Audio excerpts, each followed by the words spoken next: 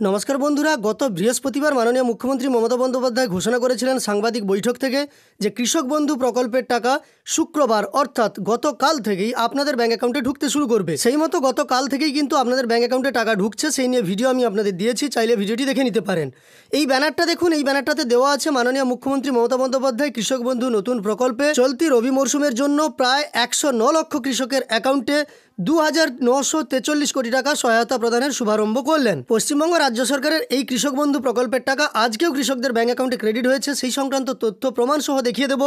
আপনারা আজকের ভিডিওটি শেষ পর্যন্ত দেখতে থাকুন। গত 3 বছর যদিও আমরা দেখেছি রবি মরশুমের টাকা কৃষক বন্ধু প্রকল্পে কৃষকদের ব্যাঙ্ক অ্যাকাউন্টে পাঠানো হয়েছে ডিসেম্বর মাসে, কিন্তু এবারই দেখলাম নভেম্বর মাসেই টাকা পাঠিয়ে দেওয়া হলো।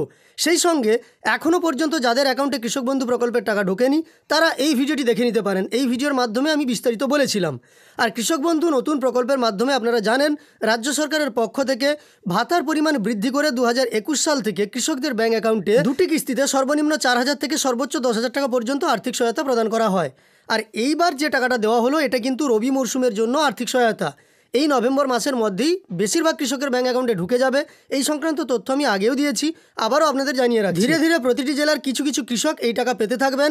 আগামী সপ্তাহে সবচেয়ে বেশি টাকা আপনাদের অ্যাকাউন্টে ক্রেডিট হবে, এটাই আশা করা যায়। তো চলুন আজকের ভিডিওর মাধ্যমে আজ 23শে নভেম্বর কৃষকদের ব্যাঙ্ক অ্যাকাউন্টে যে কৃষক বন্ধু প্রকল্পের টাকা ক্রেডিট হলো সেই সংক্রান্ত তথ্য প্রমাণ সহ আমরা দেখে নিই।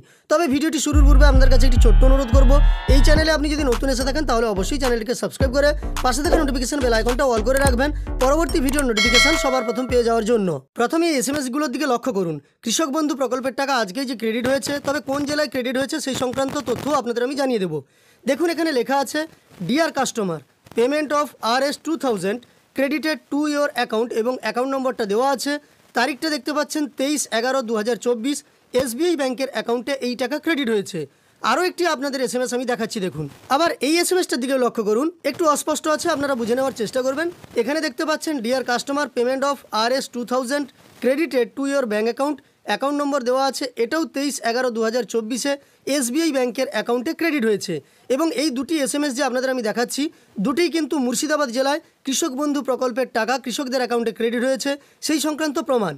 এবার আরও কোন কোন জেলায় টাকা ক্রেডিট হয়েছে সেই সংক্রান্ত প্রমাণগুলো আমরা দেখে নিই চলুন। এবার আমার ভিডিওর কমেন্টে যারা তথ্য দিয়ে পাঠিয়েছেন, প্রথম দেখুন পীযূষ লস্কর বাবু, উনি যেটা লিখে পাঠিয়েছেন আমার টাকা ঢুকেছে কোচবিহার, অর্থাৎ কোচবিহার জেলার পীযূষ লস্কর বাবু কৃষক বন্ধু প্রকল্পের টাকা পেয়েছেন, আজকেই টাকা পেয়েছেন সেটা জানিয়েছেন। এরপর দেখুন হাফিজুর রহমান বাবু, উনি আমাকে যে তথ্য দিয়ে পাঠিয়েছেন সেখানে উনি জানিয়েছেন আমার মায়ের টাকা এসেছে হুগলি জেলা, অর্থাৎ হুগলি জেলার হাফিজুর রহমান বাবুর মায়ের অ্যাকাউন্টে কৃষক বন্ধু প্রকল্পের টাকা আজকেই ক্রেডিট হয়েছে। বাঁকুড়া থেকে দেখুন শান্তনু দে, উনি আমাকে তথ্য দিয়ে পাঠিয়েছেন উনার কৃষক বন্ধুর টাকা গতকাল ঢুকেছে, সেই মেসেজটা উনি পাঠিয়েছেন, আমি সেটাও দেখিয়ে দিচ্ছি আপনাদের।